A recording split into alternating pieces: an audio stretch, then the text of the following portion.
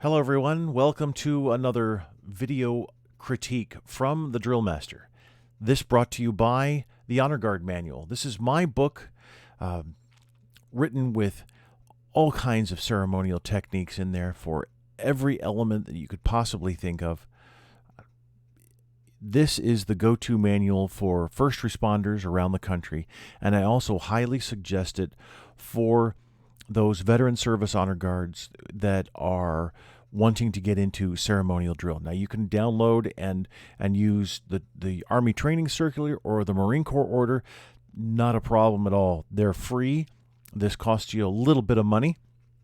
But the point is that the Marine Corps Order and the Training Circular concentrate on regulation drill.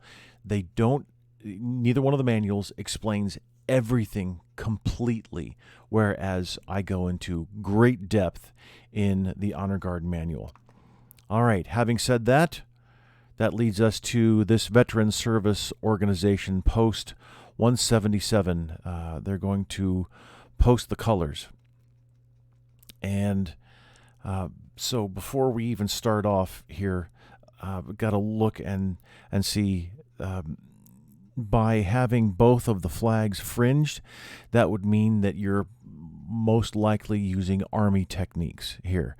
Both guards are at right shoulder, so then again, we're going to then assume Army techniques. And it looks like, well, we'll get into the video in just a moment here. So the leggings look awesome. Chrome domes are an older style from many years ago, most likely when my fellow veteran service organization members were in the military. I remember them. I retired after 20 in 2005, so I get why you're wearing the chrome domes. Not a problem. However, and I'm not saying the veteran service organization's name on purpose. All veteran service organizations have they have a responsibility to maintain standards, and standards are outlined in our military manuals. So the veteran service organizations should follow one or the other manual, training circular or Marine Corps order. And the reason I just say those two and not the Air Force manual is because the Air Force manual relies on both of the other manuals. So it makes sense just to skip it and just go to the Training Circular or Marine Corps order.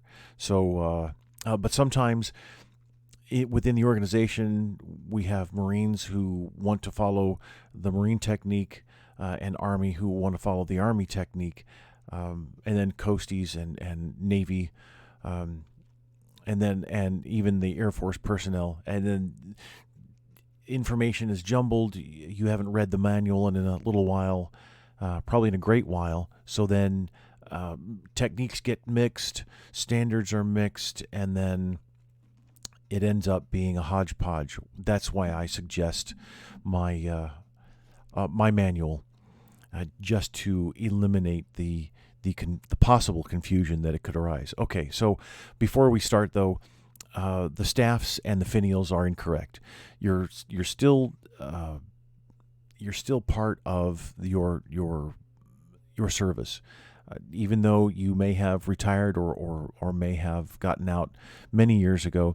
You're still a member of that service in another capacity. So we still maintain those standards. And neither one of these finials are authorized in the military. These staffs are also not authorized for color guard. So the spread eagle, or even, well, the spread eagle is for the president, but the flying eagle is not even a military standard. So it should be guide-on staffs with the flat silver Army spade.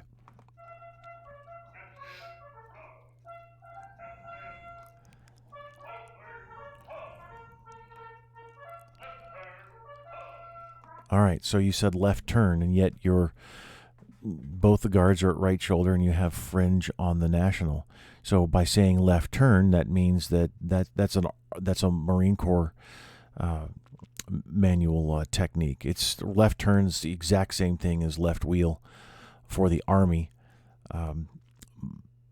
But here you have both hands on the staff, which is not necessary. There's no wind, and both hands on the staff means that it's a windy condition. So really you should have, if it was outside and it was windy, then you should have the left touching the right on the staff, and slid up touching the right. But indoors, it's not necessary. So now that I've watched a little bit of the video, I can see there's mixed standards here. So why you started out half step, I don't know.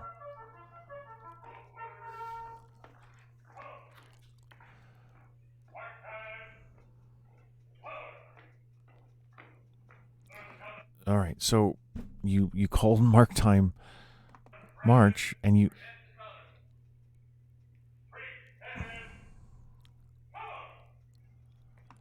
Where are you presenting to?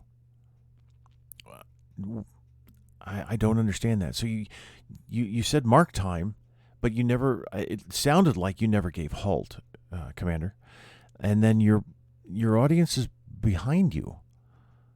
So you're presenting the colors to an empty stage, which I don't understand. I don't understand the context of the chairs seem to be all over the place, facing different directions, but at least they're facing mostly towards the center. So I would suggest a colors reverse or counter march, because I don't know what standard you're following, or even an about wheel. We'll throw in all three there. But to present to an empty stage and not your audience, that seems quite strange.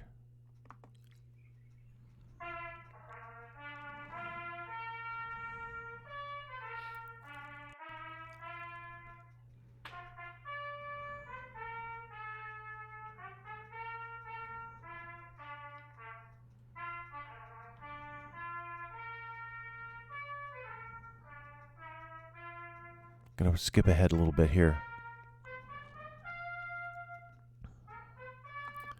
All right. Now, I understand that a lot of members of veteran service organizations are older guys. I get it.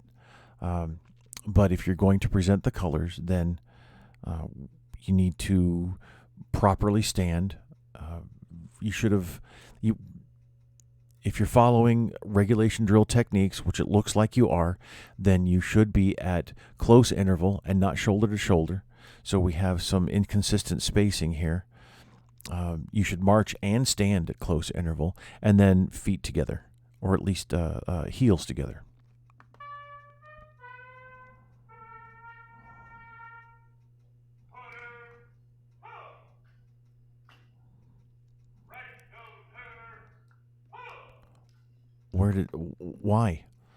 Why order and then right shoulder? That also doesn't make sense to me. If you follow either one of the posting techniques, that's not the commands.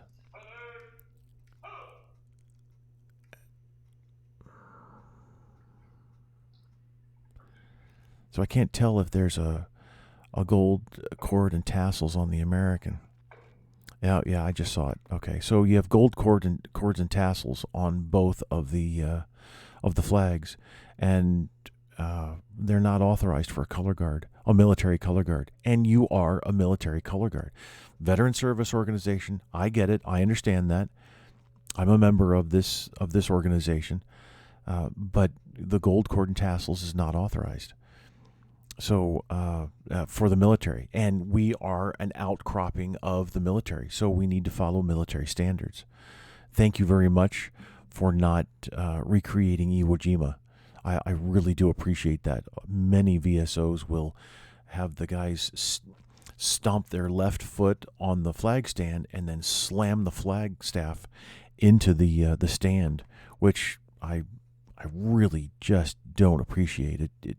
It's not about me, obviously. It just doesn't bring honor or continue to bring honor to the American flag. So So you went to right shoulder. Colors post is not a command, but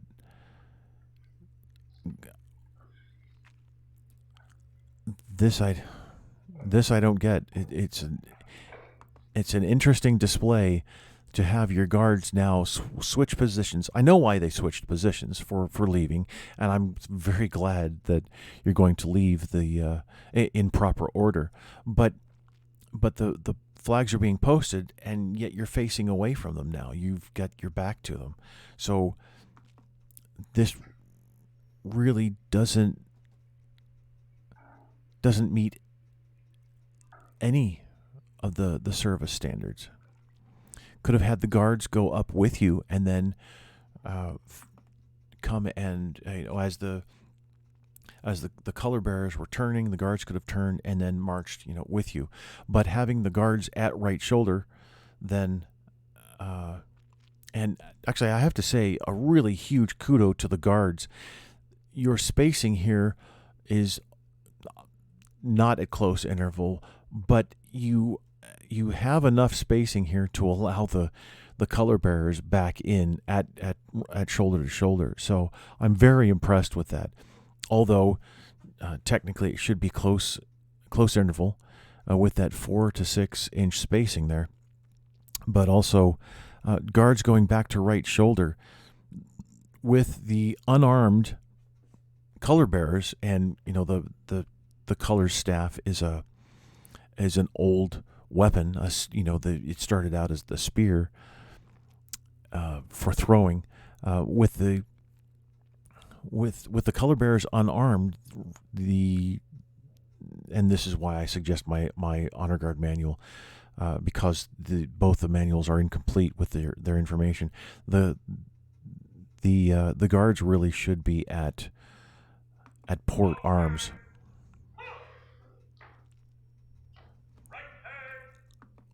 Great command voice. Really,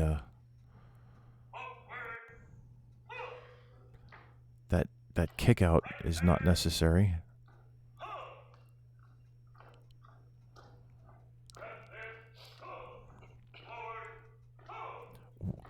I don't understand what that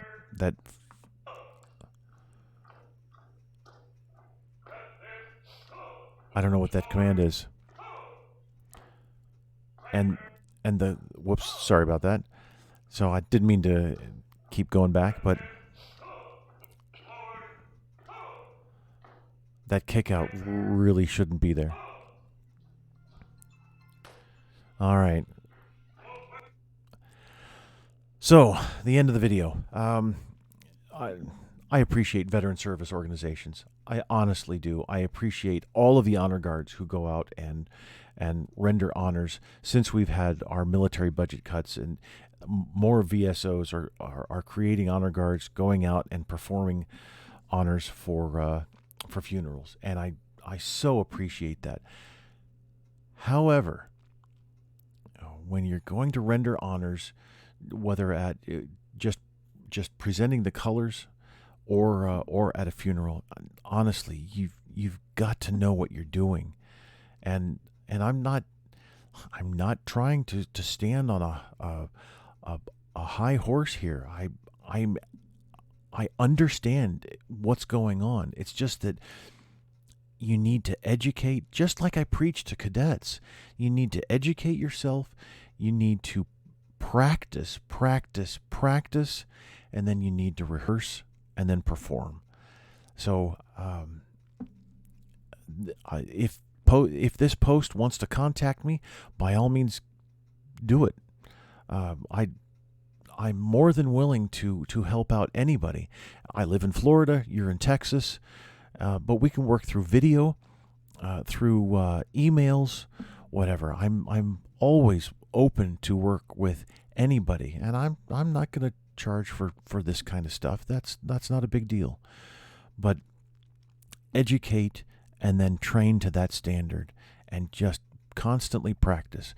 And a lot of us just don't have the time to keep doing that, keep practicing. But you got to try. You got to make that attempt. All right.